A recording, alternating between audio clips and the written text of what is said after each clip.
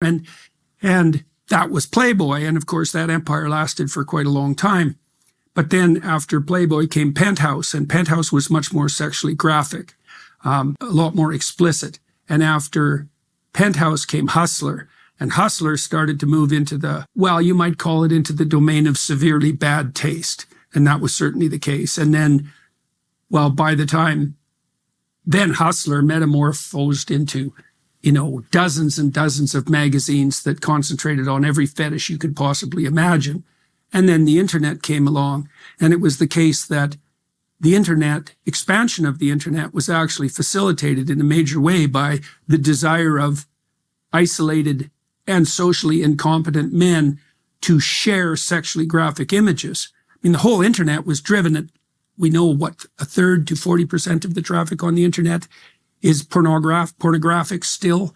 And so it was an incredible, the sexual element was an incredible motivating factor for the development of the World Wide Net.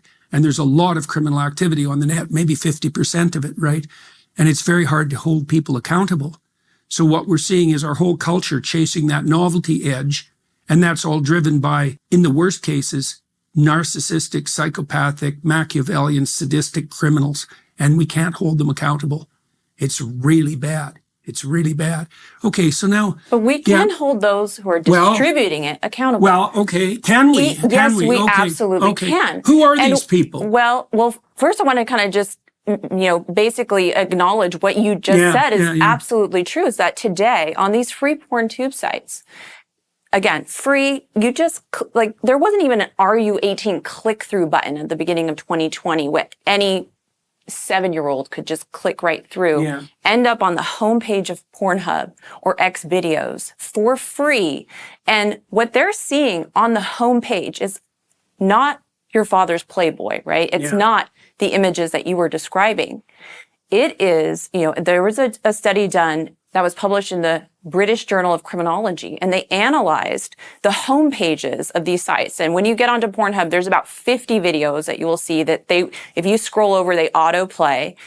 And these are these homemade user-generated videos, and they found that 1 in 8 of those videos was displaying sexual violence, videos that would include non-consent, incest.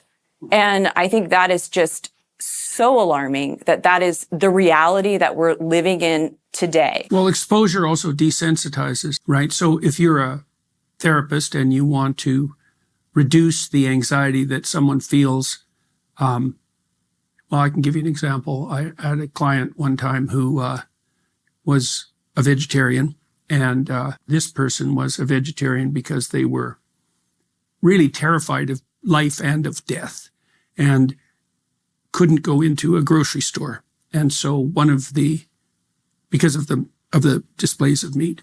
And one of the things that I did was bring them to a store, was closer and closer to an actual butcher store, and have them look, because that's what you do. You have people look at what it is that they're terrified of. And if they do that voluntarily, their anxiety levels decrease. Actually, they become braver, but fundamentally, you could say as well that their anxiety levels decrease. And so the revulsion that young people would feel for violent acts is, especially on the sexual side, is going to be reduced as a consequence of that kind of voluntary exposure. And God only knows what that does. I mean, I can't imagine. And it's an unbelievably powerful force too. We're in a situation now where a 13-year-old boy, because it's going to be boys mostly, men using these sites because men are much more sensitive to visual stimuli. Women seem to prefer literary pornography. Although there are many, it's increasing, the number of girls. Do you know what the proportion is by any chance? No, I don't know that exact proportion. I do know it's still boys primarily that are primarily being exposed, but girls as well are consuming this kind of content at very young ages as well. Curiosity is going to drive that to some degree. Right? There's a great book by the Google engineers called A Billion Wicked Thoughts. Do you know that book? No, I don't. Oh, that's I think the best book I've ever read, investigating the use of the sex difference, for example, and the use of pornography. It's a very smart book. And so, Yeah. And so, we're in a situation right now where the typical 13-year-old boy can see more beautiful nude woman than any man ever saw in history, right? Incredibly powerful, possibly irresistible stimulus package. And we also don't know exactly what that's doing to the relationships between young men and young women, sexually and otherwise, right? There is increasing evidence, especially in countries like Japan and South Korea, although the transformation curves seem to be playing out the same way in the rest of the West, except delayed. There's a tremendously high rate of virginity now in Japan. I think it's something like 30% of Japanese young people, 30 and under, have never had any sexual encounter whatsoever. The relationship scene is fragmenting in those countries. The birth rate has absolutely plummeted.